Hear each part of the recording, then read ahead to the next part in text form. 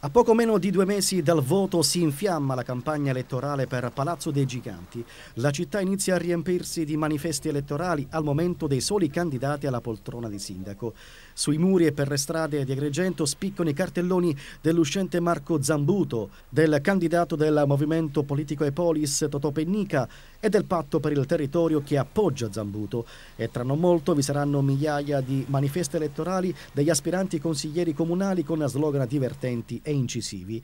Nel frattempo in città l'argomento giornaliero è la politica e la campagna elettorale e non potrebbe essere altrimenti vista l'alta posta in palio. Sale la tensione tra i candidati alla ricerca dei voti, cresce l'attesa per l'esito finale delle elezioni. Al momento però regna un leggero pessimismo tra gli elettori, giovani e meno giovani. Attraverso un nostro sondaggio è stato appurato che il cittadino è sfiduciato, crede poco nei partiti e confida soprattutto sulla onestà della persona candidata.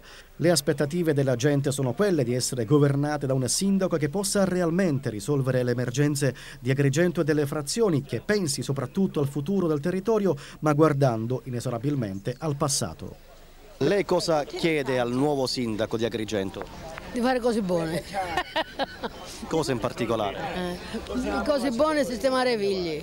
Il nuovo sindaco ci chiede io come sta a badare pesate, che se cose. E niente ciò, a me o arrobano municipio o non arrobano non mi interessa. Non si impegna nessuno, perciò non si impegna se tu non si impegnano, neanche mi impegno io a votare. Sento dire molto che siete delle strade, dei marciapiedi, indubbiamente ci sono queste, ma principalmente ci vuole una sana programmazione su tutto. Una sana programmazione per quanto riguarda il commercio, per quanto riguarda l'artigianato. E io avrei tante cose da chiedere, ma in primis mi interessa una cosa, di mettere in atto tutte quelle condizioni di far rientrare i miei figli che al momento si trovano uno a Bologna e uno a Milano in cerca di lavoro, nonostante laureati da poco. Ce ne sono tante da risolvere, prima di tutto spazzatura e acqua. Come mai ne fanno pagare l'acqua, la prima fascia di 70 metri la riducono a 57 metri e mi aumentano la seconda e la terza fascia? Giusto? E pago sempre di più. La spazzatura è uguale. Perché io non devo prendere il comune, questa spazzatura dell'acqua che se gode il comune? No, fa godere all'altro. E questo.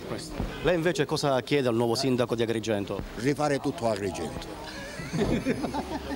Di rifare tutto a Agrigento perché non si può camminare in piazza, fognatura, di rifare tutto a Agrigento perché principalmente siamo a disagio completamente e di abbassare i prezzi che non ne possiamo più.